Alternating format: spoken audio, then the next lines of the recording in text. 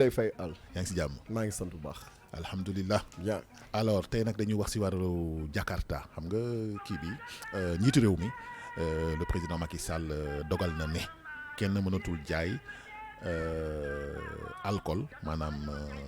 sàngara lu wàcc fukki dërëm lay yem. je veux dire lu wàññi non en fait lu 100 francs. ok voilà le 100 francs minimum vraiment nee na loolu moom bas de gamme bi mooy Jakarta sangara bi ñu jaay 100 francs fukki dërëm ñaar fukk ak yooyu yëpp daf ko interdit sur tout le territoire. voilà loolu la def démb mu génne dogal bi conseil des ministres mu nekk métti lool si ñun parce que depuis 2 semaines parce que si loolu nañu wax. mu nekk lu am solo parce que xale yi ñu ngi dee xale yi ñu ngi naan mandi xamul tàqalik ak seen sago di agressé di sàcc. di saaga seeni waajur di torox.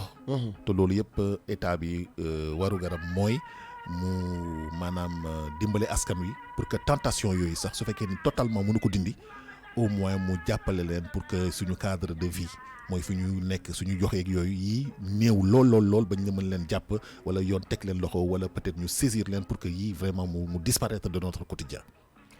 mais Al comme li nga wax donc président de la République li mu def maanaam waru garam la wareefam la.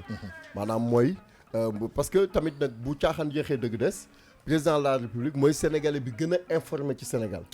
donc lépp lu xew ci réew mi xam na ko. gis nga mbirum Jakarta bi ñuy wax. tey rek lañ ko bëgg par exemple officialiser nii mais yàgg na fi ci différents noms. dëgg la maanaam du ci benn tur dong lan du Jakarta. maanaam ci ay dëkk la doon nekk. day nekk tey Thiès.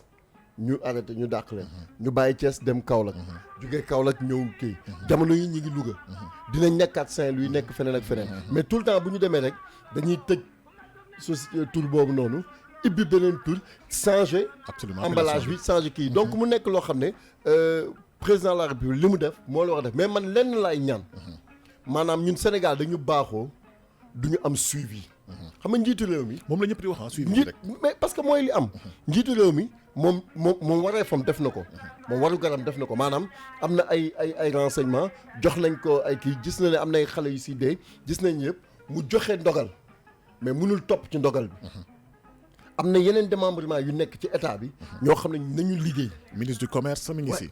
ministre de l'intérieur mi ngi si. armée bi mi ngi si. mi ngi ci ak ñi nga xam ne ñoo nekk si seen gox yi gis ni ko loolu baaxul pour gox bi. muy baaxul pour seen ay doom ñu dénoncer ko parce que il faut que tamit ñu restaurer maanaam indiwaat confiance bi am entre policiers yi ak askan wi.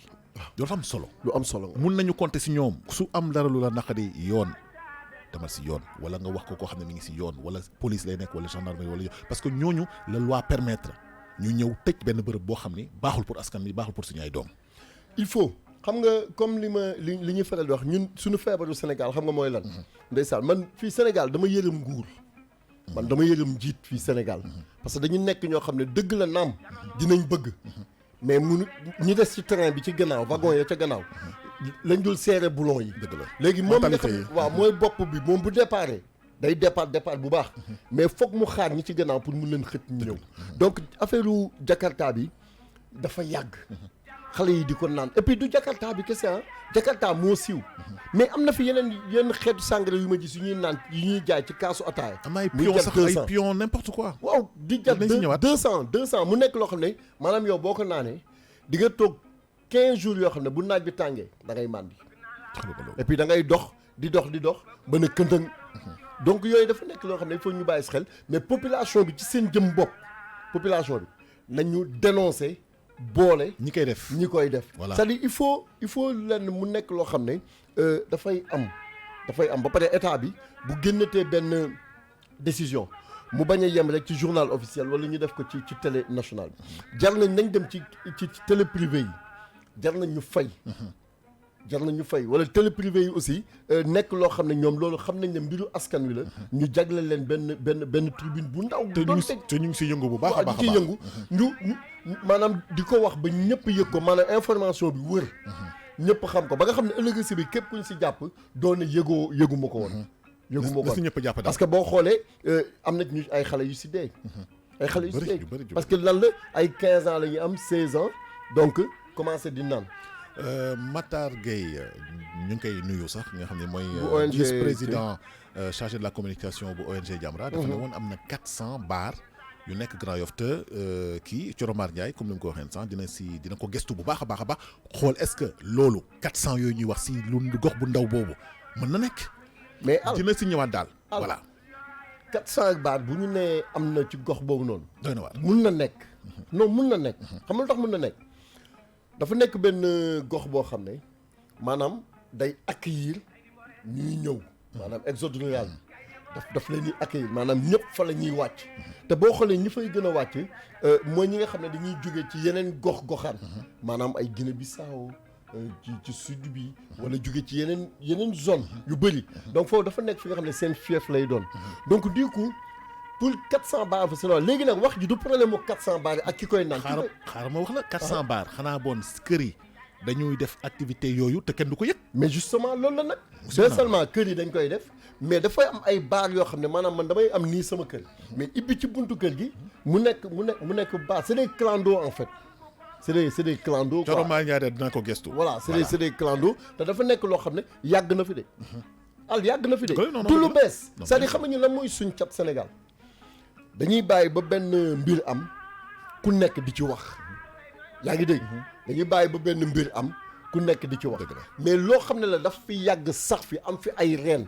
nañ waxante ku gàtt dégg xam ne gox boobu ñuy wax noonu loolu bëri. waaye xam nga yàgg na fi am nit ñi dénoncé nañ ko ñiitu réew mi jël na si ndogal bu wóor nga xam ne nag commissaire yeeg peuple bi ñëpp si war a jóg si lii pour que ñu mën ko dénoncer ko pour mu bañ fi am xam nga tamit dénonciation loolu lay jëriñ. mais ki ngay boole tamit dafay fekk ni que ki nga koy booleel mu mun a saafara sa problème. te loolu nag moo commencé am léegi parce que nit ñi ñu ngi commencé am confiance en fait si suñu homme de loi. ci homme de loi mais mooy li ma la xam nga tey jii par exemple tey àll. yow da ngay am benn problème. nga ne xaaral ma dem ci yoon. nga dem ci yoon pour wax leen ñu ne la. nii lay demee nii lay benn exemple ni bu ñëw sama xel. nit ameel la bor. nga dem ci tribunal wala nga dem ci police ñu ne la lii affaire civile la. nit ñëw jël 10 000 gars yi jàpp ko tëj ko. xam nga yooyu day indi ay jiixi jaax. donc il faut ñu nit da nga koy yar. mais xam nga lan la xam nga nag foofu différence dafa am flagrant délit. waaw bi nga xam ni duñ la tegee loxo rek lu ne fang dañ lay tëj. lu ne fang waaw loo xam ne nag problème la entre deux tiers nit ak nit mais dañ leen di pousser yéen ñaar. ngeen mën a waxtaan juboo si ay kaddu avant juge bi di trancher. xam nga ñaari cas yu différent yoo xam ne différent mais il faudra comme li nga wax rek ñi nga xam ne ñoom ñooy force de l'ordre yi. mais vraiment qu'il soit vraiment ñu intransigeant bañ a nekk di am lenn luñ ci di négocier. parce que xam nga tey jii ki ñëw ibbi xam nga maa ngi ko fiy wax barki démb gars yi ne ma non mooy l'égoïsme sénégalais. égoïsme bi nga xam ne dafa am ci ñun ñii maanaam ku ci nekk ci ñun yow ki ibbi baar bi wala di jaay jakarta bi moom xam nga lan moo ko intéressé bénéfice bi mu ciy am da koy jëndee fukki dërëm jaayee ko 100 francs mais xalaatul xale bii ñëw di ko jënde am 16 ans 12 ans 10 ans ay conséquences yi mu mun a indi agression bi nga xam ne dafay ñëw am parce que boo seetloo benn affaire fi ñu wax ne dafay bëri genre baare wala genre xeetu fi ñuy jaay jakataay agression bi insécurité bi foofu dafa tar trop nañ waxante dëgg te leen indi ko mais xam nañ ko dañ ko bañ a laal mais xam nañ ñi koy jaay xam nga gis nga bu ñu defoon comme ni ñu tegee fitna jaaykatu drogue yi xam nga jaaykatu drogue ngeen teg fitna def nañ ko nii moo tax président génne ndogal d'accord naa mais dinaa xool de observateur la fii ak juróomi weer wala ñetti weer 3 mois rek baax na fii ak ñetti weer man dinaa xool li ñu parce que xam nga maa ngi gis ñuy def opération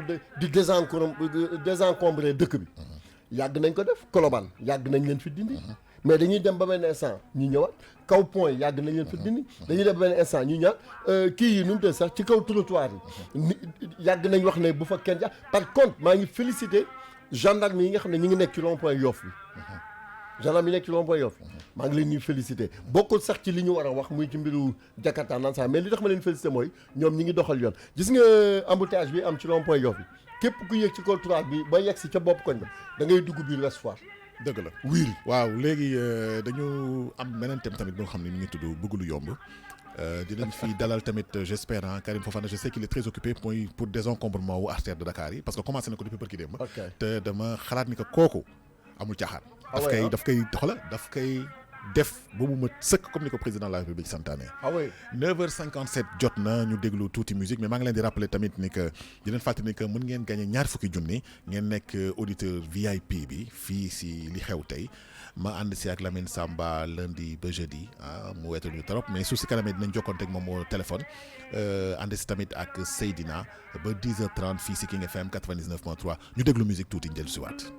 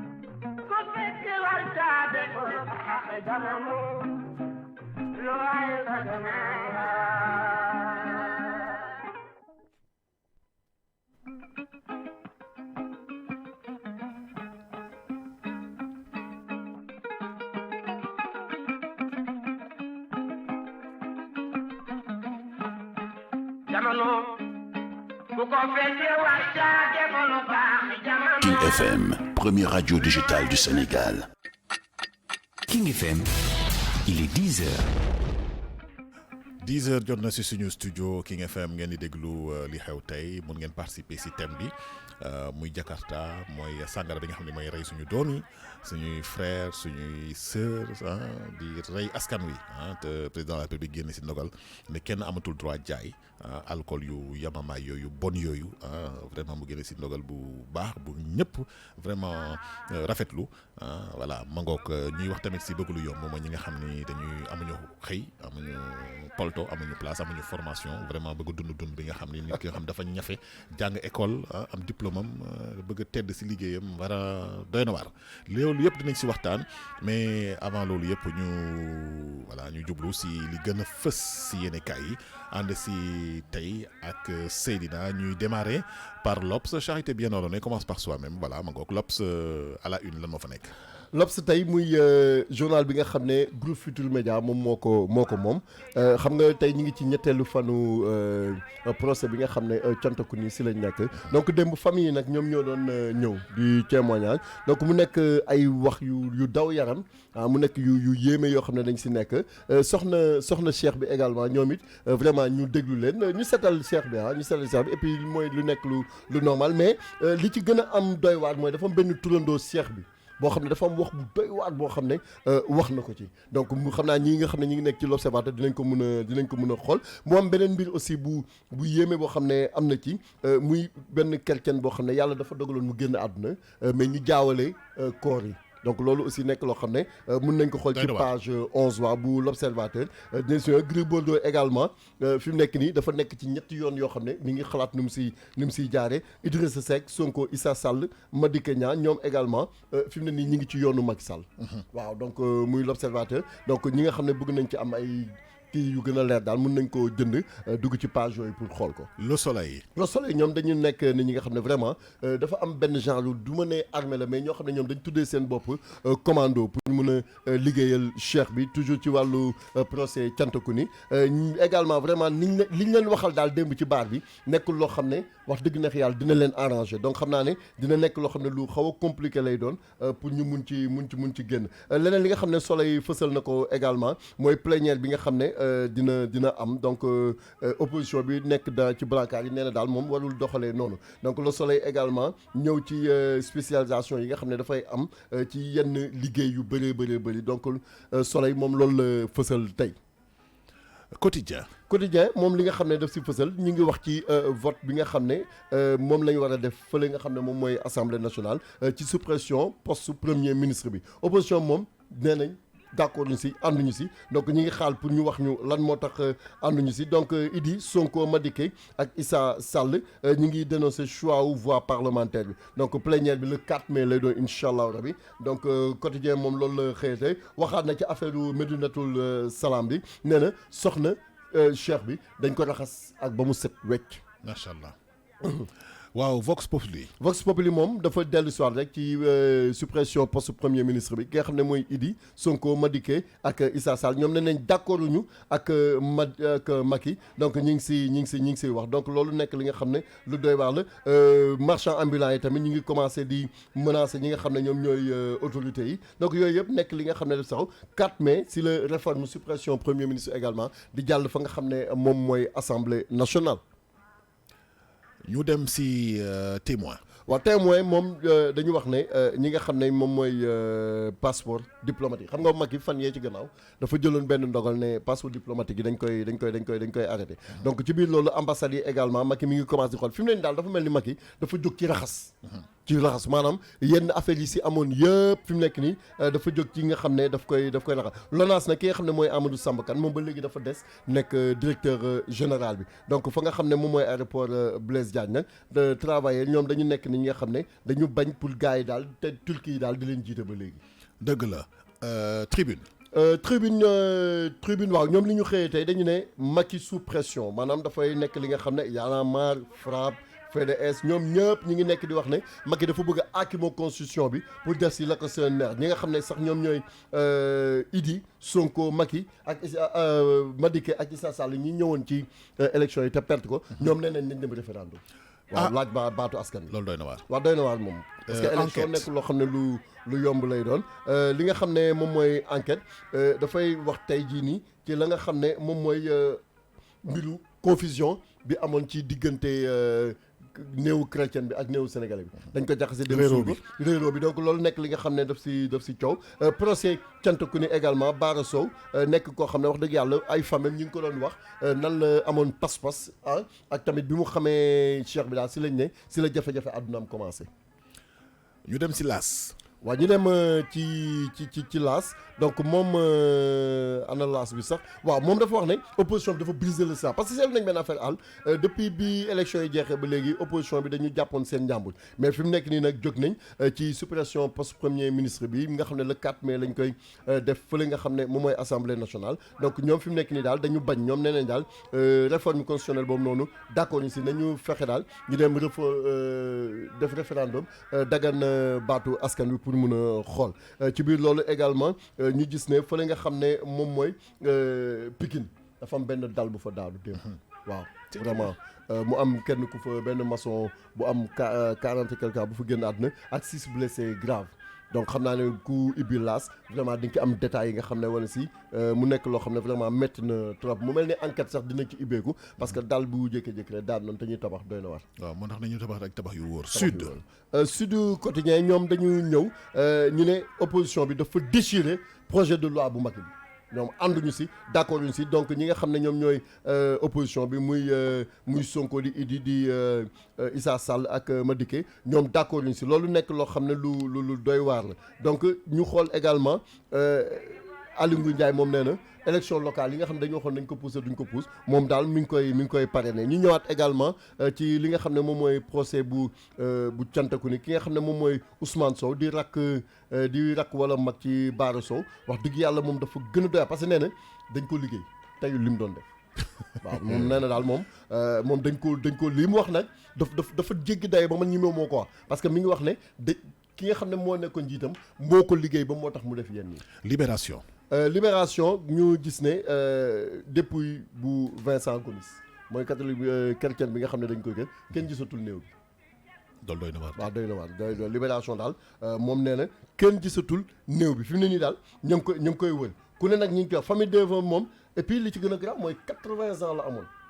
maanaam moom dafa nekkoon mag donc kon xam naa ne kooku nekk na loo xam ne dinañ ko dugg biir Libération parce que doomam wax na enquête bi ibbeeku na Lopi Jacques Lopi neveu moom it wax na famille bi tamit wax na. donc mu nekk loo xam ne kii ñi nga xam ne moom mooy mag yi am na lu muy waajal magistrature bi kooku Libération moo ko wax nee na dina ko sukk gësam ko dafa mel ni daal mag yi kenkanaa bu mujj bi daal lépp li nga xam ne bëri woon na ay jalti yeneen kalang-kalang fi mu ne nii mi ngi koy nekk di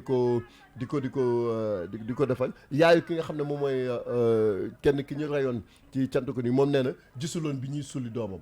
mais ci tribunal bi lañ ko teg mu gis ko depuis boobu léegi nelawatul. ci yàlla Écho.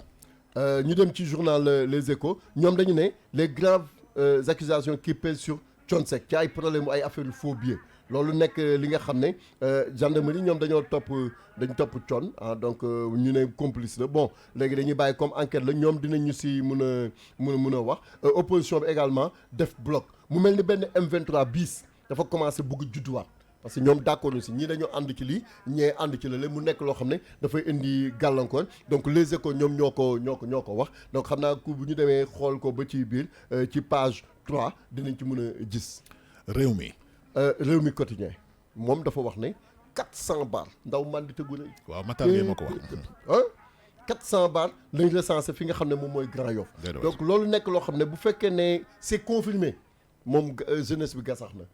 ndax 400 bar moom daanaka loolu nekk na loo xam ne lu doy waar la donc ki nga xam ne moom mooy Rewmi quotidien moom moo ko wax li nga xam ne moom mooy recasement alliés yi donc mu am casse-tête boo xam ne Macky aussi am na ko pour mën a recaser alliés yi ñu ñëwaat également ci li nga xam ne moom mooy procès bu Thiantacouni fa li nga xam ne moo amoon ca Médinatoul Salam muy double meurtre bi parents yi nga xam ne vraiment ñoom ñooy waajur yi ñi ñu dee ñoom ñëpp dañoo tiire jëmale ko ci cheikh bi.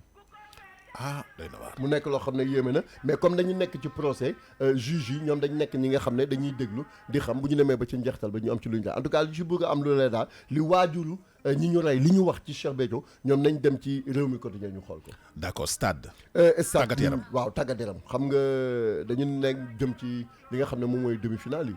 Champions League donc Sadio Mané ak Liverpool donc Salah mi ngi ci Van Dijk Piqué Fernandinho donc ak Barcelone équipe bu mag bi. donc mu nekk loo xam ne dañu ne Sadio Mané contre Coutinho. ñu ne Salah contre Messi. ñu ne Van Dijk contre Piqué. ñu ne Firmino contre Suarez. match bi dina tàng. donc ñu ne qui a le meilleur effectif ci ñoom ñaar. dinañ ko xam. donc ci match yi nga xam ne dafay ñëw du yàgg dara mu nekk loo xam ne lu doy waar la donc match boobu daal nañ xaar donc quotidien stade tey loolu la génne ndeysaan ñi nga xam ne ñoom ñooy affaire judo combat judo sénégalais vraiment dañoo xaw a raté coup d'envoi bi donc loolu aussi nekk loo xam ne mi ngi ci journal stade. sunu lamb suñu sport national. dañuy gis ne ñoom nee nañ li leen jaaxal daal ci Modou Lo moom daal nekk koo xam ne vraiment dafa serein calme jàpp njàmbur et puis di reetaan décompressé. naa mi ngi naan ay su ma ko jàpp. mais dafa mel ni daal leneen li gën a garaaw nag mooy ka nga xam ne moom mooy Eumeu Sène dafa def benn révélation de taille. moom nee na 2014 bi ko Modou Lo di daan moom sentiroon na défaite bi. oui. expliqué na ko nag. expliqué na ko de. vaar. waaw expliqué na léegi nag nañ dem ci sunu làmb ñu xool moom foofu la mu fa wax mais dafa am beneen bi nga xam ne dafa taxaw muy Ama Baldé ak Tapha Tine. dina neex. Ama Baldé moom. say Tapha daal fi mu ne nii mooy jiixi jaax kenn xamul lan la nee na nañ ko fay lu ëpp loolu te moom day def revanche. moom moo soxla moom kañ la nga bëri sax moom. moom kay gëj naa bëri moom. waaw gëj naa bëri gëj naa bëri donc waaye champion la de VIP la. waaw champion la mais xam nga comme Ama daf ko daane loon. donc fi mu ne nii moom moo soxla. waaw kon kay warul aj affaire yi. ah déet. ku nekk ak li nga jar nag. ku nekkal li nga jël donc suñu làmb ñoom loolu la wax xam naa ku ci dugg dina xam tafaatin lan moo tax mu bëgg a réclamer mu loolu li tax muy reetaan waaye tamit ka nga xam ne moom mooy Eumeu Sène moom li tax mu ne xamoon na ko waa di dem xeex xam ne dañ lay daan doy na waar de bu ñu ko gëstoo ci biir dinañ xam li mu war a wax waaw ñuy clôturer suñu li gën a fës si yéenekaay yi ak sunu lamb 10h12 jot na ñu ngi leen di ubbil nag serveur bi 88 628 99 90 pour waxtaanee mbirum Jakarta bi ak ñi bëgg lu yomb mooy thème bi ñu développé depuis presque 15 jours ak Lamine Samba yéen a ngi si 99.4 King FM li xew tey ñu déglu musique dellu si waat ak auditeurs yi jël leen si serveur bi pour ñu waxtaanee thème mu tey bi.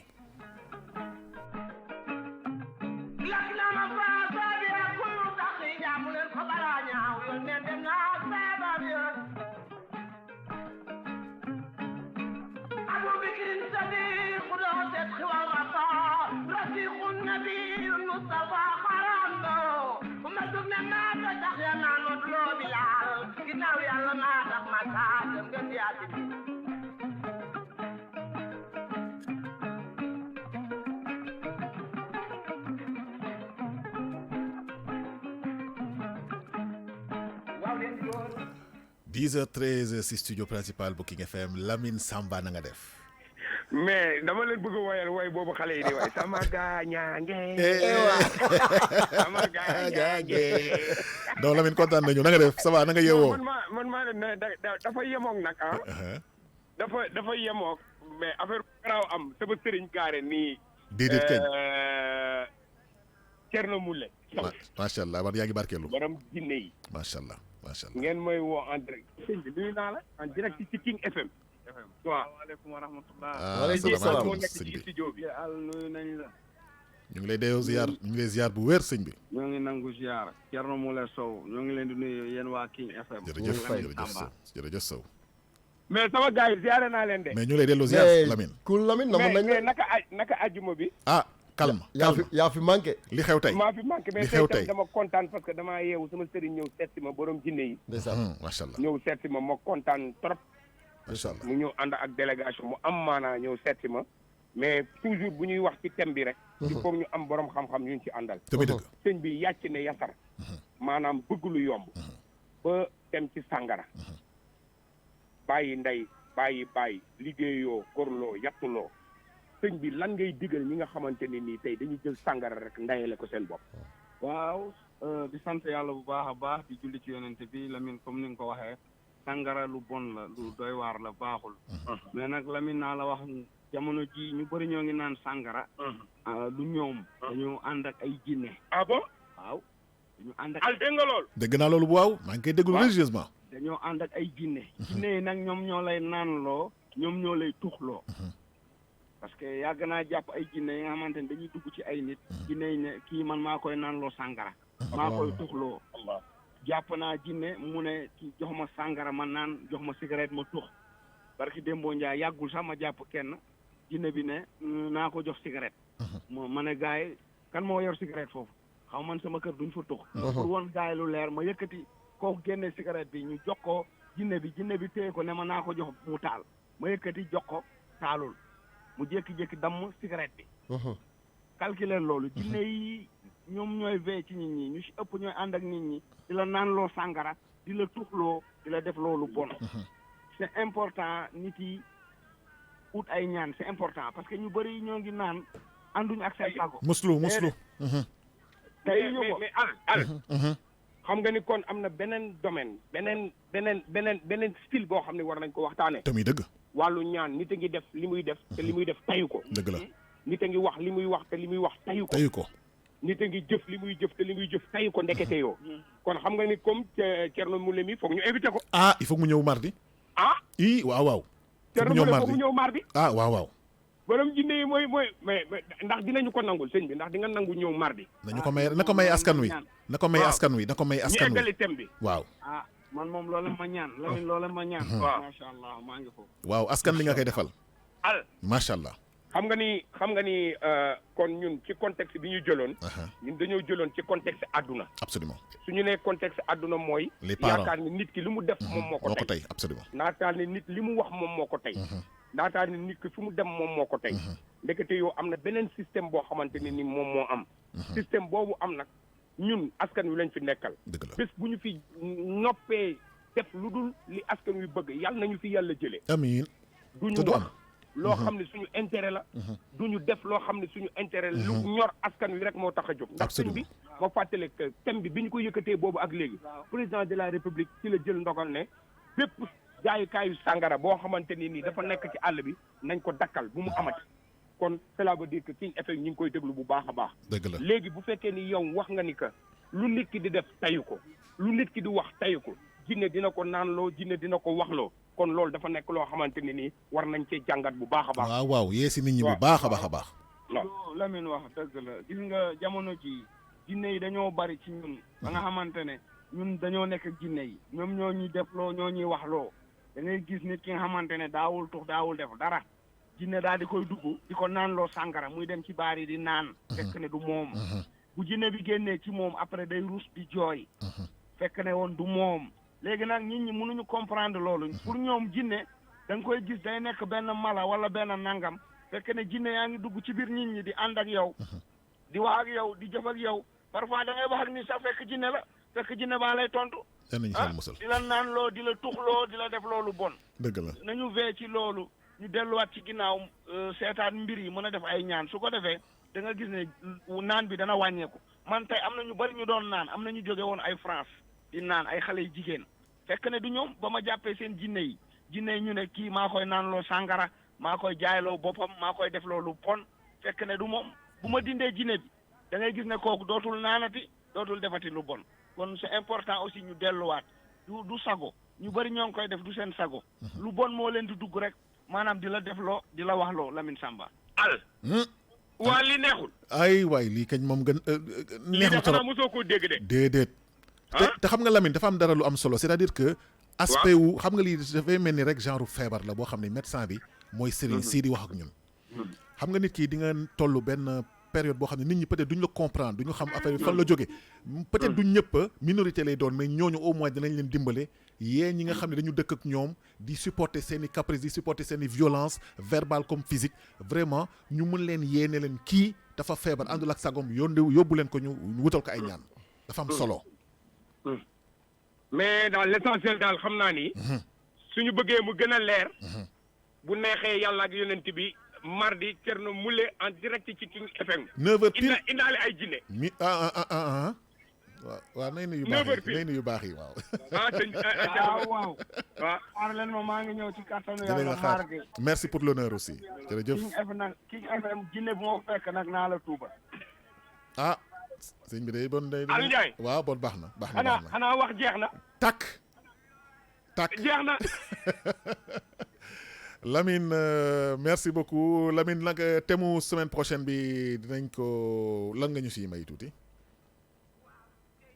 allo je pense que Lamine dem na ah là là bon Lamine dinañu jokkanteeg moom dinañ jokkoo ak moom fii si plateau bi mardi prochain incha allah mu ñëw fi ak Serigne Sow ñi wax si wàllum jinne ñi nga xam ni ils sont conscients de leur mal par exemple xam nañu li leen dal lan la di ko def tey ko ak ñoo xam ni teyuñu ko te ñooñu ko teyul si ñoom nañu waxtaanal seen i mbokk ak seen i papa seen i yaay seen i frère ak seen i sœur parce que da ngay dem ba benn moment da ngay dëkk ak ni doo comprendre comportement fan la ko jëlee ñëpp dañuy neen cocc moom mu ñëw rek takkarnaase Seydina te doo xam lan la mais lii daf ñu ubbil beneen bunt pour ñu gën a mën a comprendre mal bi mais nag li koy saafara mooy bañ a naan bañ a tux bañ a def la ko solul noonu pour bañ a pour def daal li loi santaanewul Seydina. oui xam nga àdduna dafa am li ñuy wax maanaam zahir ak baatin yàlla bi muy bind daf ñu bind ñun ak jinne yi pour ñu ñëw donc ñun ñoo fi bokk ñoo fi nekk donc mu nekk loo xam ne ñoom ñun ñuy gis ñun gisuñu leen donc mu nekk loo xam ne également ñoom ñoo ñu gën a gudd fan donc mu nekk ay mbir yu société yu garaaw yoo xam ne taxaw na fi donc il faudra ñu bàyyiwaat si xel bu baax a baax mun ci waxtaan ak ñi nga xam ne seen xam-xam màcc na fi parce que xam nga suñu borom subhanahu wa taala moom mooy xool doomu aadama lu ko neex mu cof ci mbiram jox ko donc loolu dafa nekk li nga xam ne daf si am mais mu nekk loo xam ne tout le temps nañuy xool ba xam exactement loolu lan la lu ko waral parce que mbiru baatin la lu nëbbu la donc loolu dafay nekk li nga xam ne daf si am zaahir dafa am baati am zaahir mooy li fës di dem ci baar bi di naan sàngara di def la ko su doon mais baatin bi mooy li la koy defloo ak lan moo ko waral donc yooyu dafa nekk li nga xam ne ay yeneen mbóot la yoo xam ne dañ si taxaw xam nga dafa am ci boo xoolee sooratul jinn sax ci alxuraan daf cee wax yu affaire yu yéeme yoo xam ne daf siy nekk donc yooyu yëpp dafa nekk li nga xam ne daf siy taxaw donc comme mardi incha allah rabi dina fi teew bu ñëwee dinañ mën a séq ak moom waxtaan vraiment am ci ay questions yu am solo yoo xam ne pour mën a leeral askan parce que souvent dañuy jaawale jinne rab ak yenn affaire yoo xam ne da si am donc souvent yooyu dafay nekk li nga xam ne daf siy taxaw donc moom bu ñëwee mardi incha allah dinañu mën a wax ki nga xam ne daf am na jinne wala am na kii mu wax ñu xam exactement yan signe lay def ba nga xam ne moom boo demee ci moom incha allah mu dimbali la. tey thème bi Jakarta la maanaam ñu koy woowee si maanaam nasaraan alcoolisme ñoo xam ne dañu jënd sangara bu bas de gamme bi nga xam ne daf leen di yóbbee ba ñu gën a àdduna sax ak ñi nga xam ne ñu bëgg lu yomb bu ngeen participer 10h23 jot na si 88 628 99 90 ki ñu jox réponse bi gën a vraiment pertinente bi gën a am solo ñu may ko ñaar fukki junni 100 000 francs CFA. fii si King FM 99.4 ñu déglu musique dellu si waat si plateau bi.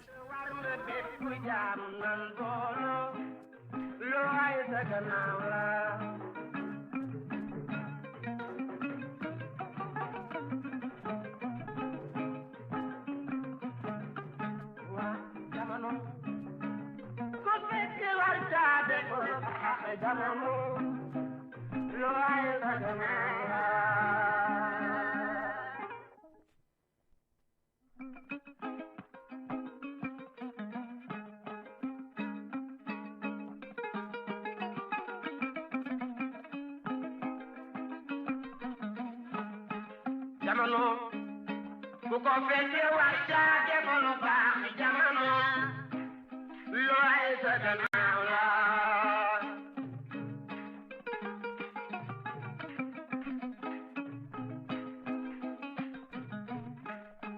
jamano ku ko fekke wacca demono baax jamano looy sa gannaaw la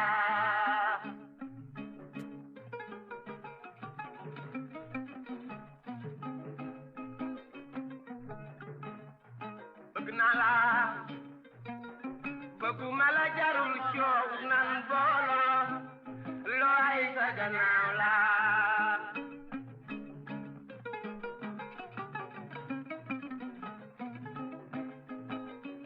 looy laa ne bëgg naa la bëgguma la jarul coow nan boolo looy sa gannaaw King FM. yéen a ngi déglu li xew tey woote leen 88 628 99 90 ñu waxtaan si thème tey bi mooy sàngara yi nga xam ne mooy rey suñu doom yi suñu rakk yi suñu mag yi ñu war a dalal nag koo xam ne daf ñuy wax si wàllum jinne ñi nga xam ne ñoom xam ni jinne moo leen jàpp ba ñuy jaay seen bopp di tox di def la ko sadu noonu di naan ba màndi bay tasaaroo comme on dit voilà bay tërëf comme on dit voilà loolu la daal participer leen si émission bi 88 628 99 90 en Seydina. oui 99.4 muy rajo King FM mi nga xam ne yaa ngi koy déglu saa su ne altine ba alxames àll ak Lamine Samba donc vendredi ñu ñëw rek pour mun a jàppandegum en attendant donc mu ñëwaat jël lenge yi donc ngeen mun a woote donc comme ni ñu koy defee chaque jour ngeen mun a woote ci 88 628 99 90 donc ñu mun a waxtaan ak yéen ngeen doon ñu wax seen thème ci naan sàngara bi gi nga xam ne mi ngi yàq xale yi sàngara bi nga xam ne mi ngi yàq askan wi sàngara bi nga xam ne mi ngi yàq réew mi ndax ay agression ay lii nit da ngay dem tribunal sa gis nit def dara ba ñu koy jugé mu ne moom li mu doon def teyu ko donc kon loolu dafay teyu ko ndax lan jinne moo ko defloo teyu ko ndax sàngara moo ko defloo lu ko mun a defloo beneen thème bi comme ni ñu ko waxee muy bëgg lu yomb donc loolu aussi dafa nga xam ne nit dafa war a góorgóorlu c'est-à-dire li anglais yi di wax no pain no pay donc loolu dafa nekk li nga xam ne daf si am nit ki dafa war di liggéey nit ki dafa war di yëngu nit ki dafa war di amal boppam di suturaal boppam nit ki dafa war a nekk koo xam ne loxoom warul féeti suuf maanaam warul di recevoir rek di ñaan ñu koy jox rek moom na fexe ba loxoom féete kaw donc loolu nekk loo xam ne bëri na fi nag day gangrène société bi bëri na fi vraiment xale yi nga xam ne dañuy dem mais comme li nga wax rek ñi jaar ci yoonu naan sàngara mais duñu def dara dañuy tëdd nelaw rek donc loolu dafa nekk li nga xam ne daf si am donc ñu mun a woote ci 88 628 99 90 wax ñu seen xalaat. voilà ñoom pour ñu également nekk Dakar waaye ki nekk bitim réew mën na woote si 63 841 22 90 88 628 99 90 wala soo leen nekkee fii si Sénégal wala soo leen nekkee si bitim réew mën ngeen woote 33 841 22 90 10h27 jot na xam naa dinañ am benn auditeur peut-être avant fin wu émission bi parce que léegi mu jeex après may ko ñaar fukki junni 10h27 ñu déglu musique Ndiaga May bi nga xam ni voilà parolier la woon voilà macha allah.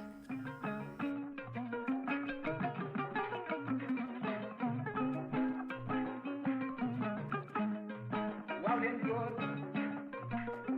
Idrissa Moustapha Sey Tataay loxay saga bon tant que ça coupe pas je peux. waaw quand je dis parolier la woon vraiment Ndiaga May daf ñu mës a yee parce que moom dafa il fait partie d'une grande famille de griots nekk si jóge si famille géwél bu rëy doon woy loo xam ni dafay yee askan wi parce que loolu la doon wax su ma mënul woy di yee askan bi bon de kan ma bàyyi aw ma fi njëriñ. wax na dëgg Voilà. bu woy mënul yeete mënul teg nit ci yoon dëgg la. donc woy bi amul sens absolument waaw 10h28 jot na 88 628 99 90 li xew tey ma ànd si ak Seydina ak Lamine Samba bi nga xam ne nekkoon nañu ak moom en direct ay vers 10h15 mu war a dalal benn kilifa bu mag di ñu wax si wàllum jinne mardi 9h su jotee fii si King FM 99.3 ñu ngi leen di tàggu nag parce que tey moom dafa mel ni tey kenn du gagné 100 000 francs yi voilà ñu ngi leen di tàggu. Voilà ba lundi incha allah morning king 7h du matin ba 9h après nag 9h su jotee ñu tàmbali li xew tey ba 10h30 fas yéene leen a gagné 100 000 francs ñaar fukki junne déglu leen suite programme bi Pape Cheikh dina ñëw 11h si King Feeling dalal leen ba 14h après Lisa jël la ngay ba 16h tegal leen musique bu douce boo xam ni dafa méngoog waxtu boobu 16h nag le grand retour de Coco Jean Make Me Bounce Baby 16h ba 18h si Jukebox International voilà merci beaucoup à Basile Linguère Diagne Diouri merci am na solo merci beaucoup ak kan encore voilà parce que je vois pas bien donc il y a Diouf Saliou Diouf voilà. Donc moom aussi ñu ngi koy remercier et puis di remercier Modou Gueye Kër Massar voilà moom fidèle auditeur la moom voilà fidèle auditeur la donc di bàyyi xel ci ñëpp ñi nga xam ne en tout cas ñu ngi ñu doon coach ci Facebook bi voilà merci beaucoup bonne suite des programmes fii si King FM 99.4 ciao ciao King FM, première radio digitale du Sénégal.